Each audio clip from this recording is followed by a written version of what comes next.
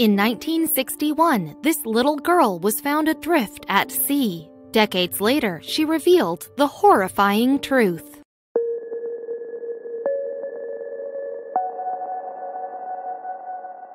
In 1961, a freighter sailed around the Bahamas and its crew spotted something incredible in the waters below. A young girl, close to death, drifting through the ocean on a tiny cork float. But just how had 11-year-old Terry Jo Duperrault come to be lost alone in the Atlantic Ocean?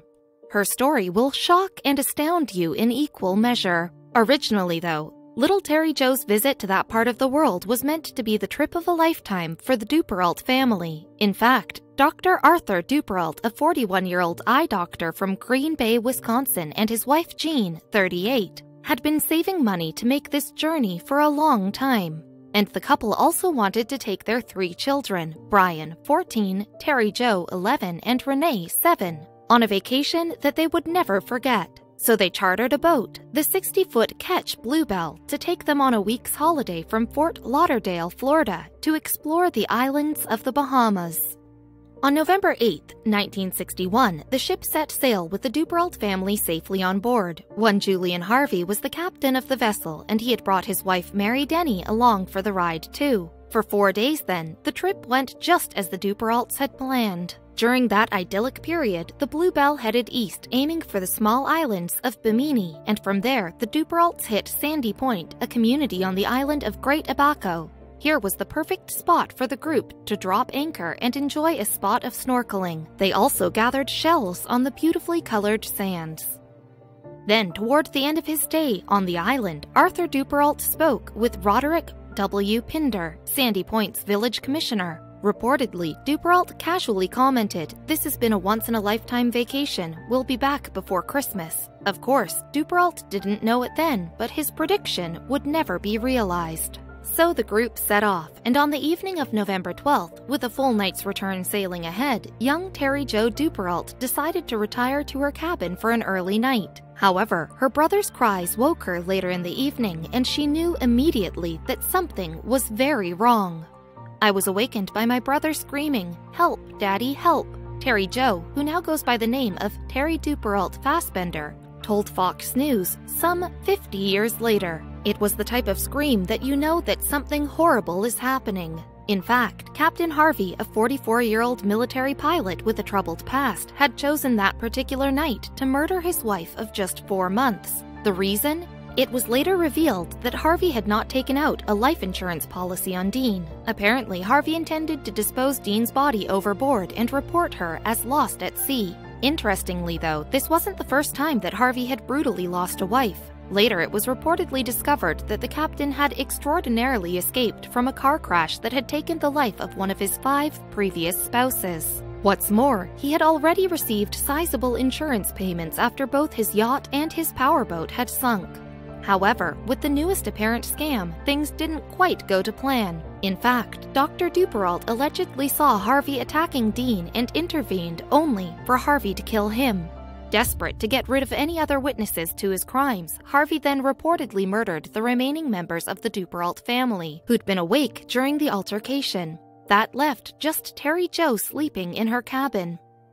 When she emerged a few minutes later, Terry Jo said that she found her mother and brother in a pool of blood on the cabin floor. Assuming they were dead, she then reportedly climbed on the deck to ask the captain what was happening. However, Harvey allegedly pushed Terry Jo backwards below the deck, where the girl returned to her bunk, cowering in fear. In fact, she said that it wasn't until the water began to fill her cabin that she ventured back up onto the deck.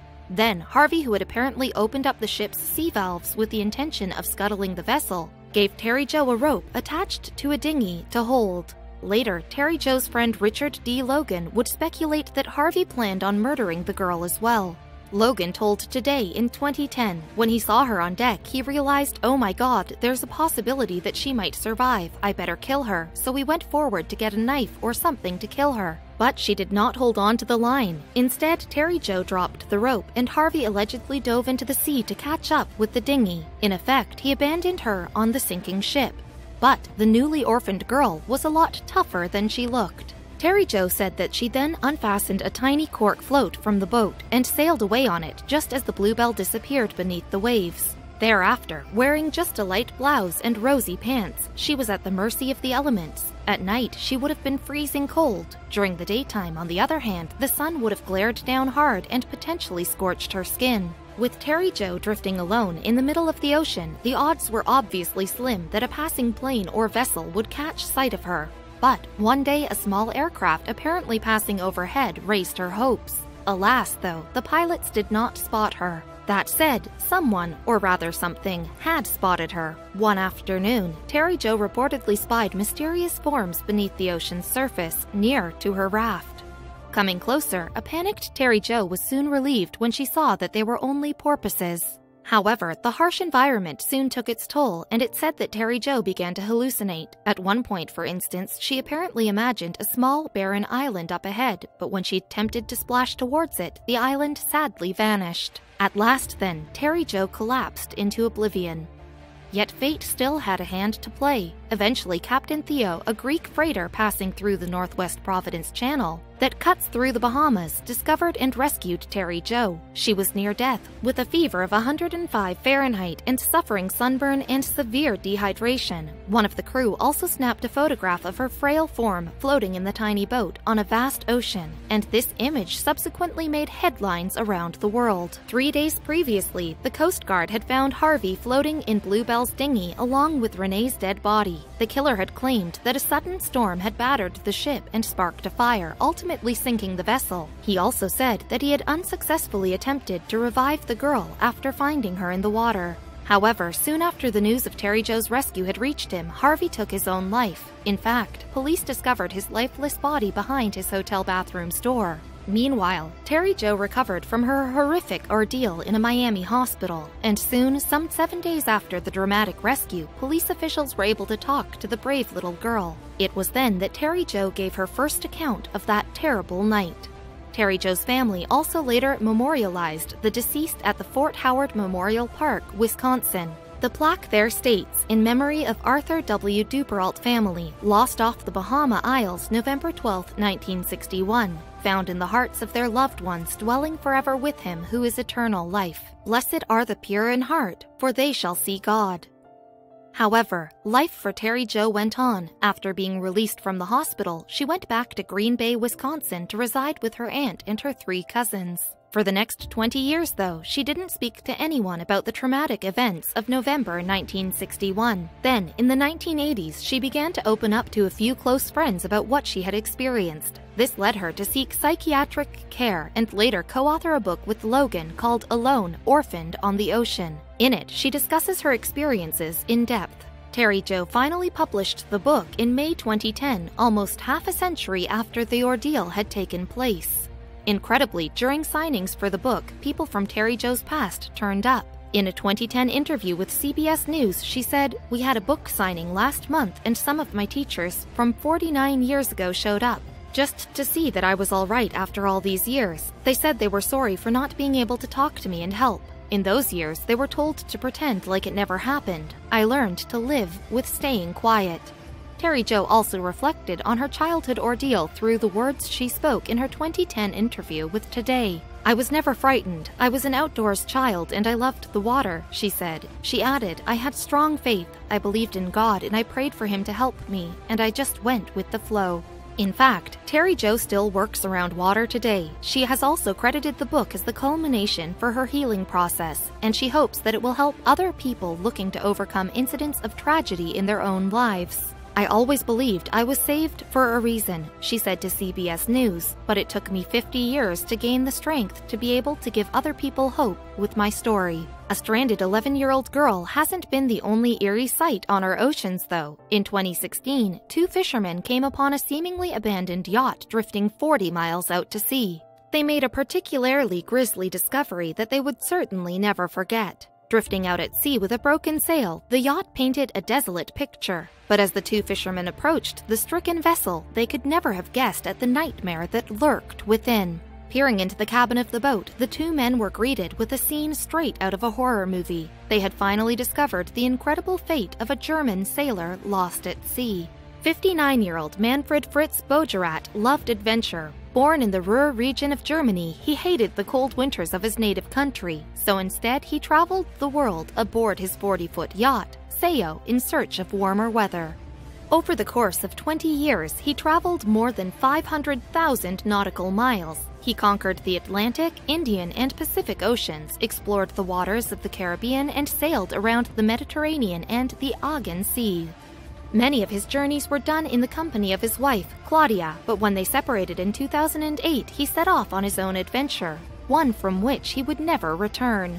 At first, Baudrat kept his Facebook page regularly updated with his adventures, but in 2015, the updates abruptly stopped.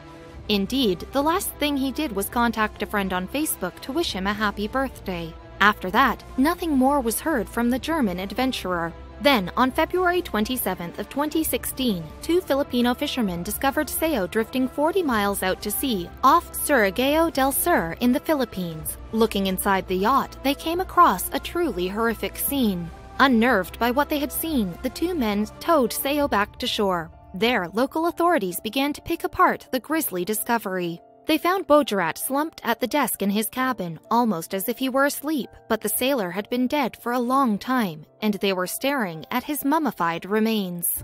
Documents found on board the vessel allowed authorities to identify the body as Baudrat, but exactly how he died and just how long his grisly corpse had been sitting there remains a mystery. Inside the cabin was total chaos. Clothing, books, and tins of food were scattered everywhere. Near the body, they found several albums filled with photos of Baudrat and his family. In one, he shares a picnic with his wife and daughter. In others, they take in the sights of Paris. It later emerged that Baudrat's wife Claudia had tragically passed away from cancer in 2010. Heartbreakingly, before he disappeared, he left a tribute to her on the internet forum dedicated to sailing. 30 years we've been together on the same path, it read. Then, the power of demons was stronger than the will to live. You're gone. May your soul find peace. Your Manfred. But just how did Baudrat's mummified remains come to be found adrift in the middle of the ocean? How had a man with so many years sailing under his belt met such an unfortunate fate? A fellow sailor recalled meeting Baudrat in Mallorca, Spain in 2009. He told Bild, a German newspaper, that he didn't believe human error was responsible for the man's death. He was a very experienced sailor, he said. I don't believe he would have sailed into a storm. It was also noted that Baudrat's body was found close to the radio telephone in the boat's cabin. Had he been about to make a desperate last call for help? The final minutes of this lone sailor's life remain a mystery. Forensic criminologist Dr. Mark Bennick had a theory on how Baudrat might have met his end. He explained in Bild, the way he is sitting seems to indicate that death was unexpected, perhaps from a heart attack. However he died, though, Baudrat's lonely existence meant that his body was fated to drift the seas aboard the now unmanned yacht. But that wasn't quite the end of the story. In Sayo's cabin, the combination of warm temperatures, dry winds, and salty air worked to preserve the body, leading to its mummified state. And so Manfred Baudrat sat at his desk, waiting patiently for the moment his story would be revealed to the world.